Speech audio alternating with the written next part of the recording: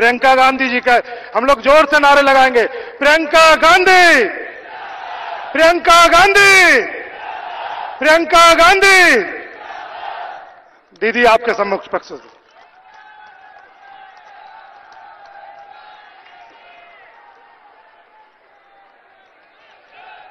नमस्कार। आप बहुत देर से इंतजार कर रहे हैं, आज बहुत कड़ी धूप है, इसके लिए आप सबका बहुत बहुत धन्यवाद। मैं ज्यादा लंबा नहीं बोलना चाहती क्योंकि अध्यक्ष महोदय यहां बैठे हैं और मेरे बाद इन्हें बोलना है।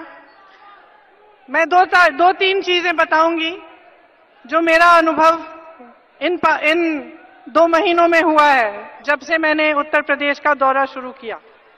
देखिए, चुनाव का समय है और आप प्रचार खूब भारी देख रहे हैं और जो सरकार है इनका प्रचार इतना मजबूत और अच्छा है कि वो सारी जगह छाई हुई है।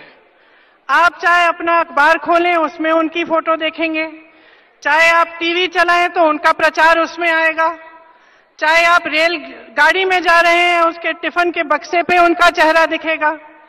कल परसों मैंने देखा कि जब पोलिंग के लिए लोग गए तो उनके खाने के बक्सों पे भी उनका चेहरा था। और ऐसा लगता होगा उस प्रचार को देखते हुए कि भगवान जाने कितना काम हुआ है इन 5 सालों में और कितनी तरक्की हुई है। लेकिन सच्चाई कुछ और है। मैं 2 महीनों से उत्तर प्रदेश का दौरा लगा रही हूं, जन जन से मिलती हूं और मैंने वो सच्चाई देखी है। मैंने वो सच्चाई उन नौजवानों की आंखों में देखी है जो हर चौराहे पे, हर बाजार पे मुझसे मिलते हैं और कहते हैं कि हमारे पास दीदी कोई रोजगार नहीं है। मैं वो सच्चाई उन आलू किसानों की आंखों में देखती हूं जो लखनऊ, रायबरेली तक मेरे पास आकर मेरे से बात करते हैं, मुझे बताते हैं कि आज बीज का दाम उपज के दाम से ज्यादा है, कि कर्ज में डूबे हुए हैं, कि उनकी लागत दुगनी हो चुकी है, कि कोल्ड स्टोरेज या तो बंद है या उनकी कीमत इतनी है कि वो नामुमकिन है। वो एक किसान जिसने मुझे बताया कि 19 टन आलू लेकर महाराष्ट्र जाना पड़ा उसको बेचने के लिए, जहां 94,000 रुपए उन्हें मिले। रास्ते में जाने के लिए उन्होंने 42,000 रुपए खर्चे, कोल्ड स्टोरेज के लिए 46,000 रुपए खर्चे और अंत में मात्र 490 रुपए, मात्र 490 रुपए लेकर घर आए। उन्होंने वो रुपए एक लिफाफे में डाले और हमारे प्रधानमंत्री जी के घर भेजे, उनको यह बताने के लिए कि यह है हमारी हालत, ये है इस देश की असलियत जिसे आप पहचान नहीं रहे हैं, जिसको आपका प्रचार छुपा है। ये असलियत जो आप भुगत रहे हैं इसके बारे में मुझसे ज्यादा आप जानते हैं और जो प्रचार आप देखते हैं इसका झूठ आप समझते हैं। जब आप सवाल उठाते हैं आपसे कहा जाता है कि आप देशद्रोही हैं। मैं महिलाओं से मिली, अध्यापकों से मिली, किसानों से मिली जिनको पीटा गया जब उन्होंने प्रदर्शन किया, अपना हक मांगा, अपना अधिकार मांगा, उनको पीटा गया, उन पर तमाम कानून लगाए गए, रासुका लगाया गया और उनको कहा गया कि तुम देशद्रोही हो, तुम आवाज उठाते हो, तुम सवाल उठाते हो। प्रचार करने के समय आप देशद्रोही, जनता देशद्रोही और सरकार कहती है हम राष्ट्रवादी हैं। भाजपा के नेता कहते हैं कि हम राष्ट्रवादी हैं। मैं पूछती हूं, आप राष्ट्रवादी हैं तो शहीदों का आदर करिए, उन शहीदों का आदर करिए जो हिंदू हैं, जो मुसलमान हैं और जो शहीद आपके विपक्ष के नेता के पिता हैं उनका भी आदर करिए। अगर आप राष्ट्रवादी हैं, अगर आप राष्ट्रवादी हैं तो उन स्वतंत्रता सेनानियों का अपमान करना बंद करें जिन्होंने इस देश की नींव डाली, जिन्होंने अपने खून और पसीने से इस देश को आजाद किया। उन महापुरुषों का आदर करिए जिन्होंने इस देश की नींव डाली। अगर आप राष्ट्रवादी हैं तो चुनाव के समय पाकिस्तान की नहीं, हिंदुस्तान की बात करिए।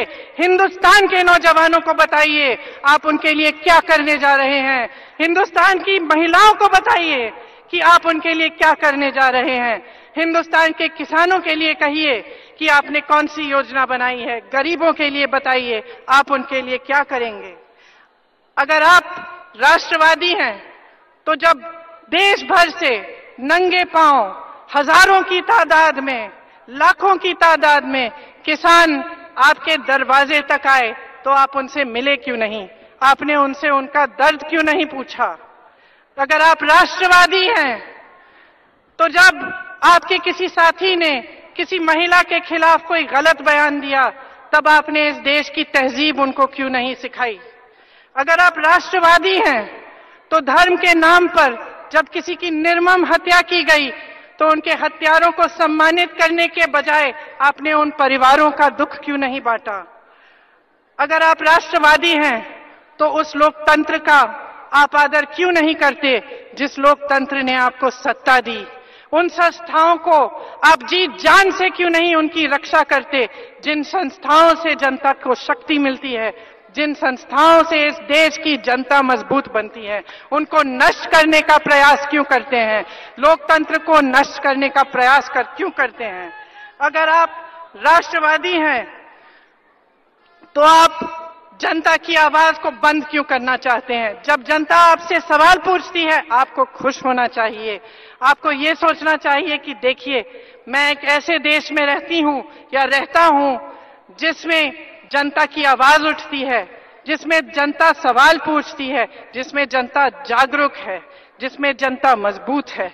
उसके बजाय आप उस आवाज को दबाना चाहते हैं और पूरे प्रयास में रहते हैं कि जनता की आवाज ना आप तक पहुंचे और ना किसी और तक पहुंचे। अगर आप राष्ट्रवादी हैं तो उस जनता का नमन करिए जो आपसे सवाल पूछती है, जो आपसे ये कहती है कि मेरे चुनाव में मेरे भाषण देने आते हैं, मेरे से बात करने आते हैं तो काम की बात करिए, मुझे बताइए मेरे लिए आप क्या करेंगे। आपको गर्व होना चाहिए ऐसी जनता पर। लेकिन लगता है कि इस सरकार को न लोकतंत्र पर गर्व है, न हमारी संस्थाओं पर गर्व है और न हमारी जनता पर गर्व है। क्योंकि अगर असली राष्ट्रवादी होते तो ये सत्य का मार्ग पकड़ते, ये समझते कि ये देश सत्य पर आधारित है और जो सत्य के मार्ग से भटक जाता है उसको ये देश नहीं बख्शता, आपको भी नहीं बख्शेगा, क्योंकि आप भी सत्य के मार्ग से बहुत पहले भटक चुके हैं। चुनाव का समय है। अध्यक्ष जी आपको ये बताएंगे हमारी योजनाओं के बारे में जो हमारे घोषणा पत्र में है। एक न्याय की योजना जिससे 72,000 रुपए हर गरीब तक पहुंचेंगे और इसमें जो भावना है वो भावना है कि जब ये सरकार 317,000 करोड़ रुपए उद्योगपतियों को दे सकती है तो क्या इस देश के गरीबों को 72,000 रुपए सालाना नहीं मिल सकता? ऐसी योजनाएं तमाम उस घोषणा पत्र में हैं जिससे आपको स्वास्थ्य सरकारी अस्पतालों में मुफ्त मिलेगा, जिससे स्वास्थ्य की जांच और स्वास्थ्य का इलाज मुफ्त मिलेगा। स्वास्थ्य भी मिल जाए तो अच्छा है। और ऐसी योजना जिससे 12वीं कक्षा तक सरकारी पाठशालाओं में मुफ्त शिक्षा मिलेगी। ये योजनाएं हैं जिसके बारे में देश के सामने चुनाव के समय प्रचार होना चाहिए। तो आप बहुत जागरूक हैं, आप इन बातों को समझिए और ये समझिए कि कांग्रेस पार्टी ने हमेशा आपके हित में काम किया है, हमेशा इस देश के लोकतंत्र को बचाया है, उसको आगे बढ़ाया है और इस जनता का ये एहसान माना है कि आपने हमें सेवा करने का मौका दिया। आप सबको बहुत बहुत धन्यवाद। आप इतनी धूप में खड़े हैं। मैं अध्यक्ष महोदय श्री राहुल गांधी जी से आग्रह करती हूं कि आकर आपको संबोधित करें। धन्यवाद।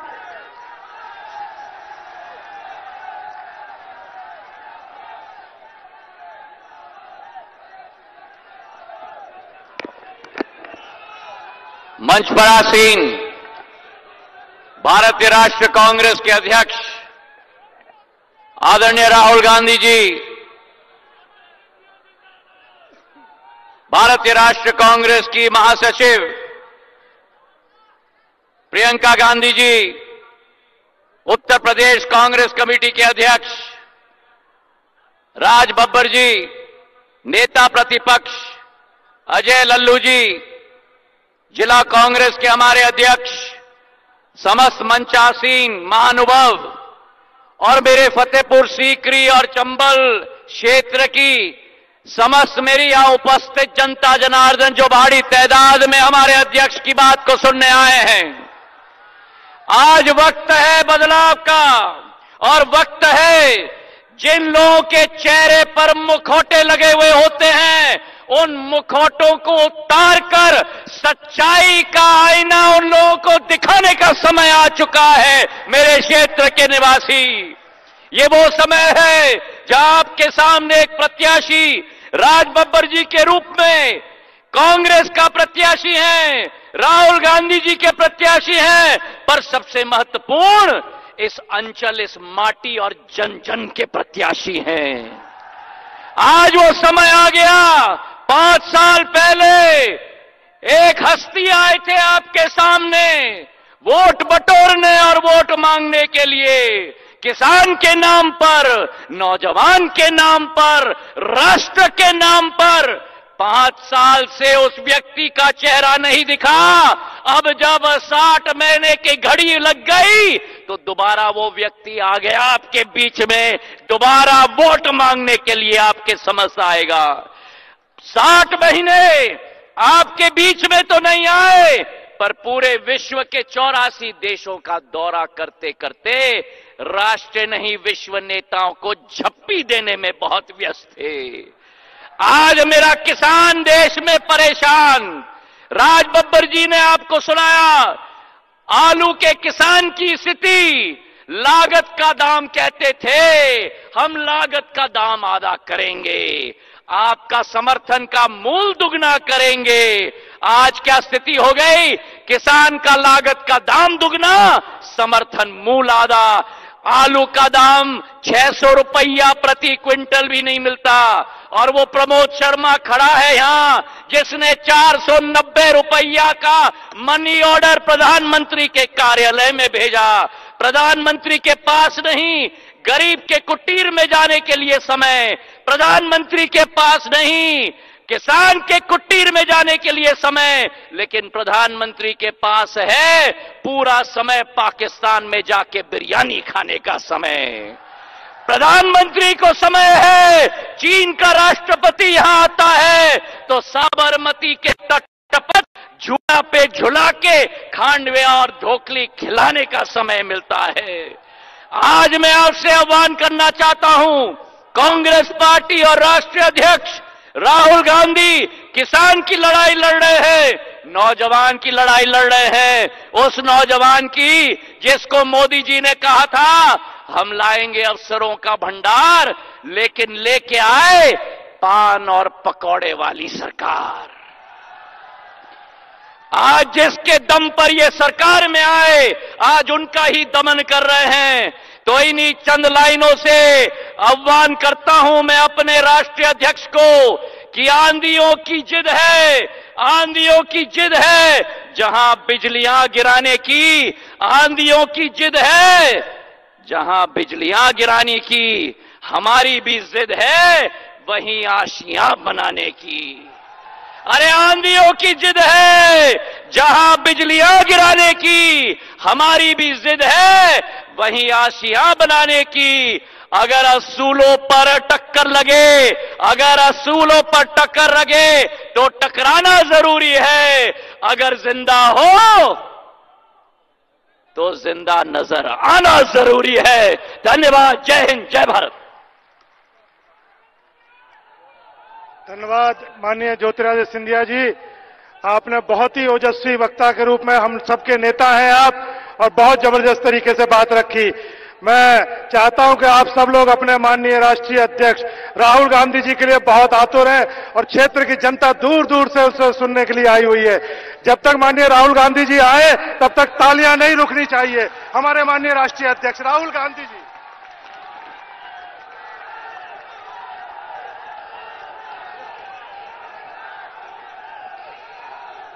ज्योतिरादित्य सिंधिया जी, प्रियंका जी, राज बब्बर जी, अजय लल्लू जी, स्टेज पे कांग्रेस पार्टी के वरिष्ठ नेता, कैंडिडेट्स, भाइयों और बहनों, प्रेस के हमारे मित्रों, आप सबका यहां बहुत बहुत स्वागत, नमस्कार। 2014 में नरेंद्र मोदी ने 3 वायदे किए थे। 3 वायदे किए थे। युवाओं को हर साल 2 करोड़ युवाओं को रोजगार देने का वायदा। जहां भी जाते थे युवाओं को रोजगार देने की बात करते थे। किसानों से कहा कर्जा माफ करूंगा।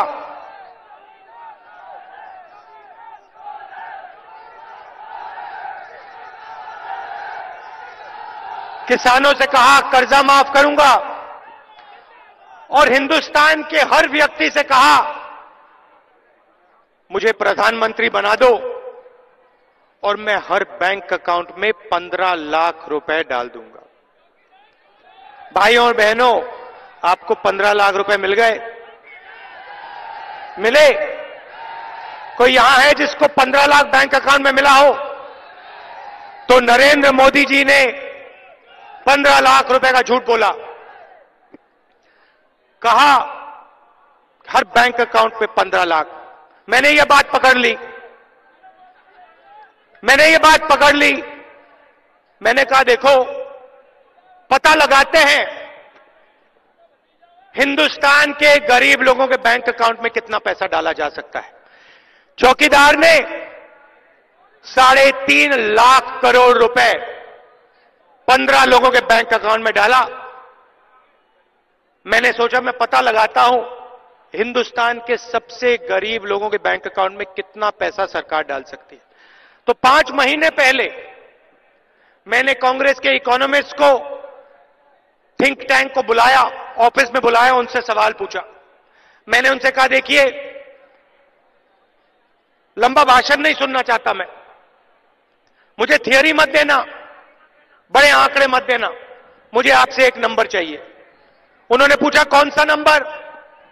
मैंने कहा नरेंद्र मोदी ने 15 लाख बोला था, झूठ था, मुझे आप सच्चा नंबर दो।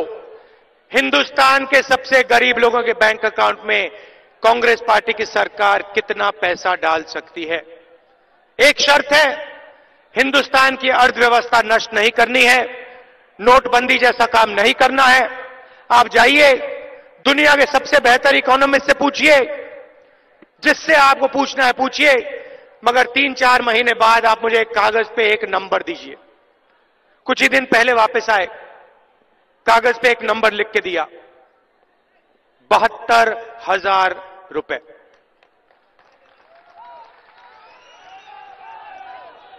72,000 रुपए, यह आपने पोस्टर पे लिखा हुआ है 72,000 रुपए।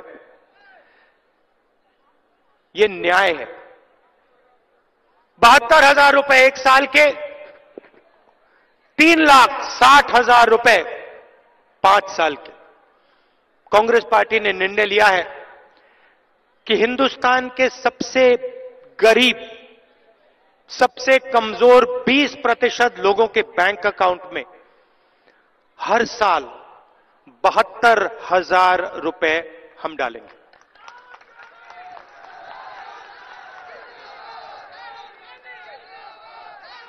$25 करोड़ लोगों को इस पैसे का फायदा मिलेगा। 5 करोड़ लोगों के बैंक अकाउंट में हर महीने पैसे जाएगा। साल का 72,000, 5 साल का 3,60,000। भाइयों और बहनों, यह सच्चाई है। 3,60,000 रुपए 5 करोड़ लोगों को कांग्रेस पार्टी दे सकती है, 15 लाख नहीं दे सकते। मैं आपको यहां झूठ नहीं बोलूंगा, मैं आपको यह नहीं कहूंगा कि हर बैंक अकाउंट में 15 लाख डालेंगे, मैं सच्चाई बोलूंगा, 3,60,000 डाल देंगे। प्रियंका जी ने अभी शुरुआत में बोला कि जहां भी देखो नरेंद्र मोदी जी की पब्लिसिटी होती है। टीवी चालू करो नरेंद्र मोदी, रेडियो चालू करो नरेंद्र मोदी, सड़क पे चलो नरेंद्र मोदी। इतनी पब्लिसिटी का पैसा कहां से आता है?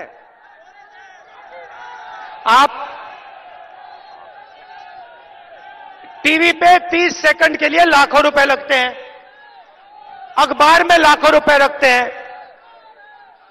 ये देश में हर रोज जो नरेंद्र मोदी की फोटो आ रही है, इनका चेहरा आ रहा है, इसका पैसा कौन दे रहा है? नरेंद्र मोदी की जेब से तो नहीं आ रहा ना? तो ये पैसा कहां से आ रहा है? आपने कभी सोचा कि करोड़ों रुपए की पब्लिसिटी, पैसा कहां से आ रहा है? मैं आपको बताता हूं भाइयों और बहनों, नरेंद्र मोदी ने आपका पैसा चोरी करके, लाखों करोड़ रुपए चोरी करके इन चोरों को दिया है। नीरव मोदी 35,000 करोड़ रुपए, विजय माल्या 10,000 करोड़ रुपए, ललित मोदी, मेहुल चोकसी, अनिल अंबानी, लाखों करोड़ रुपए आपका पैसा छीनकर इनको दिया गया है। पहले नारा हुआ करता था अच्छे दिन आएंगे, याद है? मोदी जी कहते थे अच्छे दिन, जनता कहती थी आएंगे। बुरे दिन आ गए ना, अब नया नारा सुनो, चौकीदार चौकीदार चौकीदार। 5 साल में अच्छे दिन से चौकीदार चोर है तक पहुंच गए। अब 5 साल अन्याय किया, 5 साल अन्याय किया। आपको याद होगा यूपीए की सरकार थी, उत्तर प्रदेश के किसान हमारे पास आए, आपने हमसे सवाल पूछा, आपने कहा देखिए ये अरबपति लोग हैं, इनके लिए बैंक के सामने लाल कालीन लगती है। हम जाते हैं बैंक के पास, बैंक में जाते हैं, हमें कहते हैं भैया तुम यहां से परे हो जाओ, तुम्हारे ऊपर कर्जा है। आपने हमें कहा कि किसान का कर्जा माफ करके दीजिए। 10 दिन के अंदर 72,000 करोड़ रुपए हिंदुस्तान के किसान का हमने माफ करके दे दिया। 10 दिन के अंदर। मध्य प्रदेश, राजस्थान, छत्तीसगढ़ में चुनाव हुआ, मैंने ऐसी मीटिंग में वहां कहा देखिए 10 दिन के अंदर मध्य प्रदेश, राजस्थान, छत्तीसगढ़ के किसान का कर्जा माफ हो जाएगा। कुछ भी हो जाए, कांग्रेस पार्टी जीतेगी, 10 दिन के अंदर हो जाएगा। भाइयों और बहनों, 10 दिन नहीं लगे, 2 दिन के अंदर हमने कर्जा माफ कर दिया सबका। हम न्याय योजना की बात करते हैं, नरेंद्र मोदी जी कहते हैं पैसा कहां से आएगा? कहते हैं मिडिल क्लास से आएगा, मध्यम वर्ग से आएगा। मैं बताना चाहता हूं मिडिल क्लास से नहीं आएगा। कांग्रेस पार्टी इनकम टैक्स को नहीं बढ़ाएगी, मगर अनिल अंबानी की जेब से आएगा। मेहुल चोकसी, नीरव मोदी, उनके जेब से आएगा और आपकी जेब में जाएगा। नरेंद्र मोदी ने 2 करोड़ युवाओं को रोजगार देने की बात की। यहां कोई है जिसको नरेंद्र मोदी ने रोजगार दिया?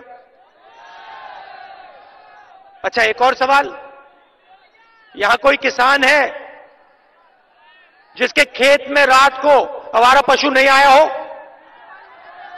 एक है यहां पे, अभी हमने देखा हेलीकॉप्टर से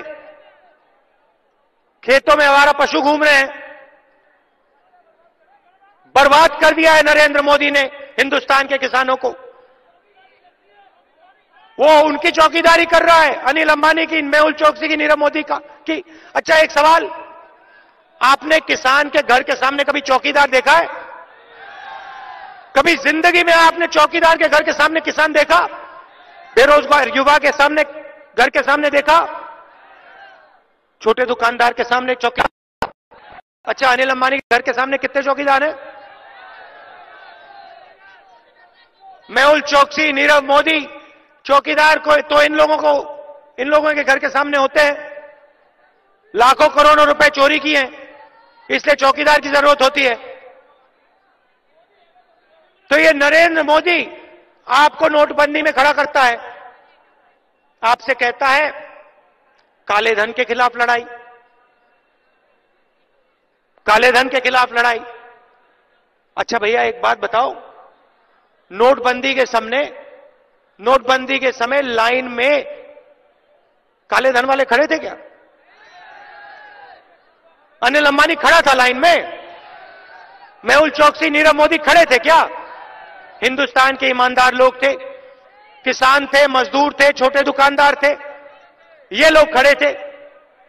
आपके जेब में से पैसा निकालकर चोरों के जेब में पैसा डाला है नरेंद्र मोदी ने। 2 करोड़ युवाओं को रोजगार देने की बात की, झूठ बोला। मैं आपको सच्चाई बताता हूं, 22 लाख सरकारी नौकरियां खाली पड़ी हैं। 45 साल से सबसे ज्यादा बेरोजगारी आज है, मगर 22 लाख सरकारी नौकरियां खाली पड़ी हैं। मैं आपको स्टेज से कह रहा हूं, 1 साल के अंदर 22 लाख नौकरियां हम भर देंगे आपके लिए। मैं आपसे कह रहा हूं कि 10 लाख युवाओं को पंचायतों में रोजगार दिया जा सकता है, यह सच्चाई है। 10 लाख युवाओं को हम रोजगार दिलवा देंगे, मगर मैं आपको स्टेज से 2 करोड़ युवाओं को रोजगार देने की बात नहीं करूंगा, 15 लाख की बात नहीं करूंगा, 3,60,000 की करूंगा। आप दिन भर काम करो, उत्तर प्रदेश का किसान काम करे, अपना खून पसीना दे और फायदा उनको मिले। 2 हिंदुस्तान बनाना चाहते हैं, एक हिंदुस्तान अनिल अंबानी जैसे लोगों का, नरेंद्र मोदी जैसे लोगों का, प्राइवेट हवाई जहाज में उड़ते हैं, जो भी उनको चाहिए मिलता है। बच्चों को कॉलेज यूनिवर्सिटी भेजना होता है, बेहतर से बेहतर कॉलेज में भेज देते हैं, लाखों रुपए दे देते हैं, कोई फर्क नहीं पड़ता इनको।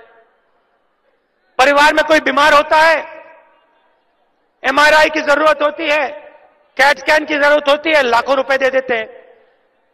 किसी को कैंसर होता है, दिल का दौरा होता है, एकदम लाखों रुपए दे देते हैं। मगर आप अपने बच्चों को कॉलेज यूनिवर्सिटी भेजना चाहो तो नहीं भेज सकते, पहले लाखों रुपए निकालकर उन्हीं चोरों को दो। बीमार होता है, इलाज की जरूरत होती है, लाखों रुपए दो, उन्हीं चोरों को दो। पूरा का पूरा उनका, स्कूल उनके, कॉलेज उनके, यूनिवर्सिटी उनके, अस्पताल उनके। आप लोग बीमा देते हो, उत्तर प्रदेश का किसान बीमा देता है, नुकसान होता है, आपका ही पैसा आपको वापस नहीं मिलता। हिंदुस्तान के डिस्ट्रिक्ट बांट रखे हैं, अनिल अंबानी को 10-15 डिस्ट्रिक्ट दे रखे हैं, बीमा का काम तुम यहां करोगे, और कोई नहीं कर सकता। ये लो 15 डिस्ट्रिक्ट, अदानी जी ये आपके हैं, यहां बीमा का काम आप करोगे। भाइयों और बहनों, 10,000 करोड़ रुपए हिंदुस्तान के किसानों का पैसा, बीमा का पैसा इन लोगों ने आपसे चोरी करके लिया है। और जब आंधी आती है, तूफान आता है, आप बीमा का पैसा मांगते हो, आपको कहते हो नहीं भैया आपको नहीं मिलने वाला। आप कौन हो? हम 2 हिंदुस्तान नहीं बनने देंगे, एक हिंदुस्तान होगा। अगर 3,50,000 करोड़ रुपए उनका कर्जा माफ होगा तो फिर किसानों का भी कर्जा माफ होगा। हम न्याय की बात कर रहे हैं। आप चाहते हो कि किसान का कर्जा माफ ना हो, तो फिर आप हिंदुस्तान के सबसे अमीर लोगों का कर्जा माफ मत करो। अगर आप उनका नहीं माफ करोगे तो फिर हम किसान कर्जा माफी नहीं मांगेंगे। मगर अगर आप उनका लाखों करोड़ रुपए माफ कर सकते हो तो फिर हम किसानों का भी लाखों करोड़ रुपए माफ करेंगे।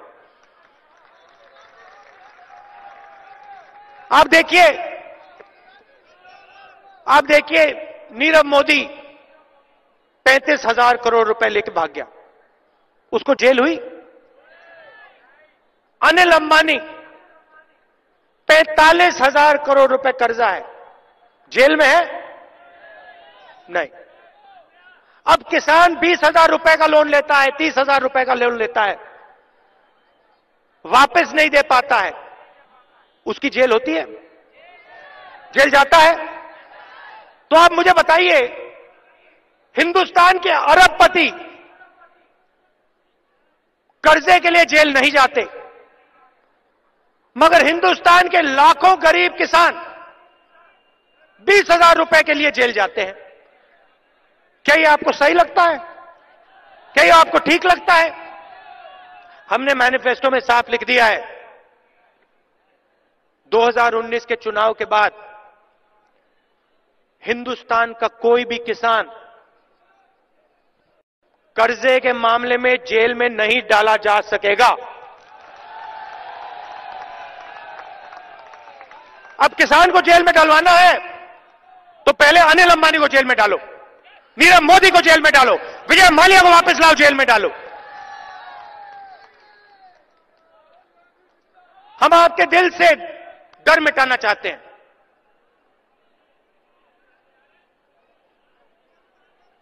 कर्जे का डर हो, भविष्य का डर हो, हम हिंदुस्तान के किसान के दिल से उसको मिटाना चाहते हैं। हम आपको बताना चाहते हैं कि आप इस देश की शान हो, आप इस देश की शक्ति हो, और आप इस देश को बनाते हो, आपके बिना यह देश नहीं चल सकता है। यह मैसेज हम आपको देना चाहते हैं। और इसीलिए हमने निर्णय लिया है कि जैसे पहले रेलवे बजट हुआ करता था, 2 बजट पेश हुआ करते थे, एक नेशनल बजट होता था और दूसरा रेलवे बजट होता था, वैसे ही 2019 में एक नेशनल बजट होगा और दूसरा किसानों का बजट होगा।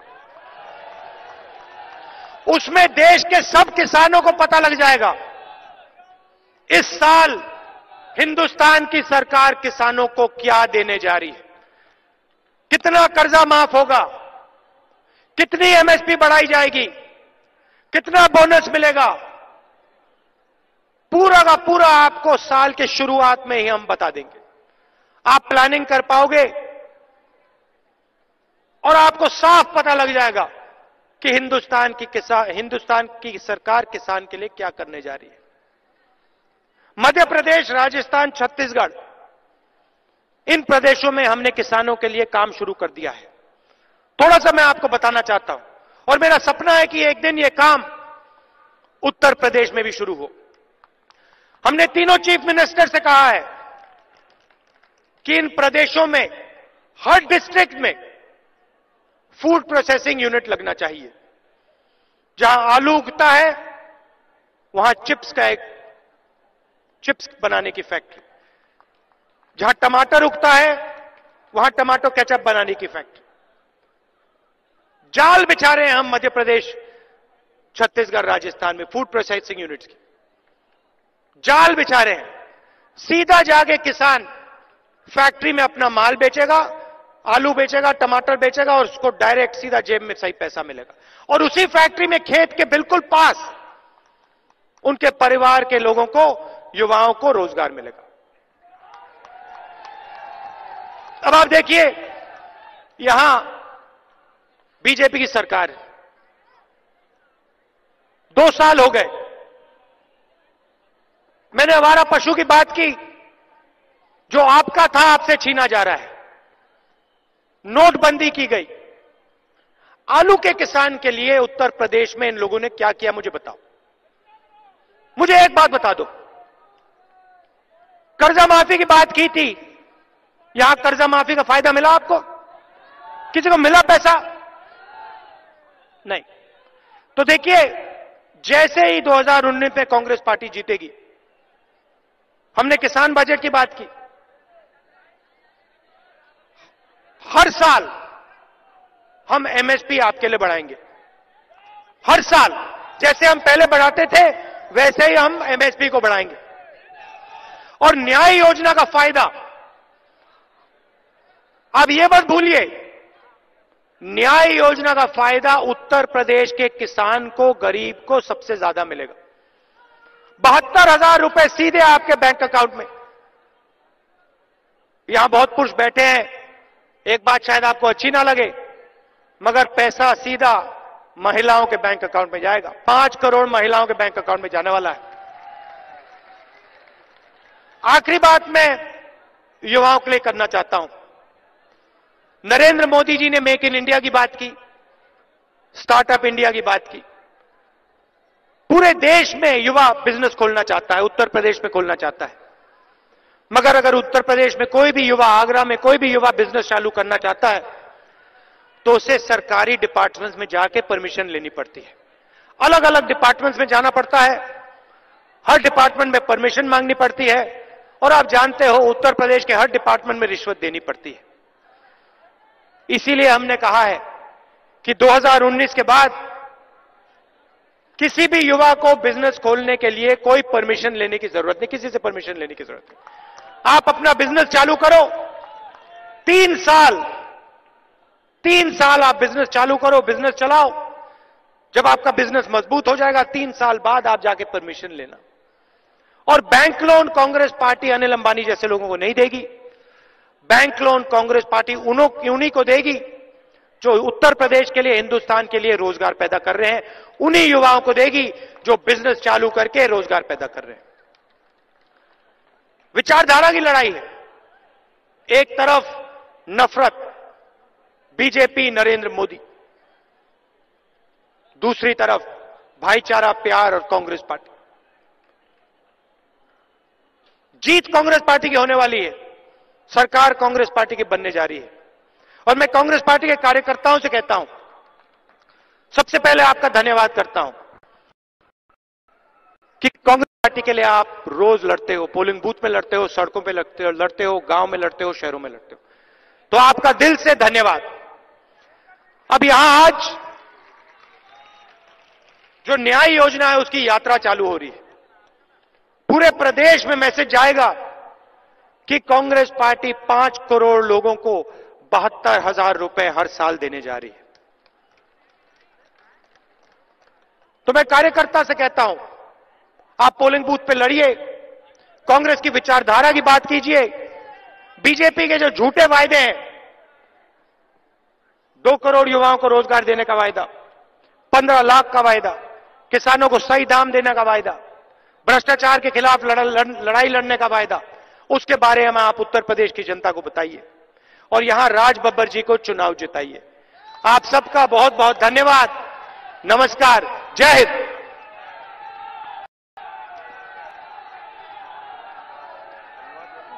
हाँ, इसी क्रम में अभी आपने हमारे राष्ट्रीय अध्यक्ष राहुल गांधी जी को सुना और प्रेस के बंधुओं से निवेदन है कि अभी बाएं हाथ में, मंच से बाएं साइड में माननीय राहुल गांधी जी न्याय यात्रा का शुभारंभ करेंगे। तो आप लोग लेफ्ट साइड में आकर के उसका कवरेज के लिए आ सकते हैं। लेफ्ट साइड में माननीय राहुल गांधी जी जब न्याय यात्रा का शुभारंभ करेंगे, खीरागढ़ से आए हुए श्री रामनाथ सिकरवार जी, कर्नल शांतनु जी, भूपेंद्र सिंह भोलू जी, आपका भी बहुत बहुत आभार, धन्यवाद। मैं जिलाध्यक्ष जी से कहूंगा कि वो धन्यवाद दें। आज बाढ़ क्षेत्र में हुई इस बैठक में हमारे राष्ट्रीय अध्यक्ष माननीय राहुल गांधी जी, माननीय प्रियंका गांधी जी, माननीय ज्योतिरादित्य सिंधिया जी और प्रदेश अध्यक्ष माननीय राज बब्बर जी ने अपने उद्घोषण में बताया 18 तारीख को होने वाले चुनाव में आप भारी बहुमत से राज बब्बर जी को जिताएं। इसी के साथ धन्यवाद। जय हिंद, जय भारत, जय कांग्रेस।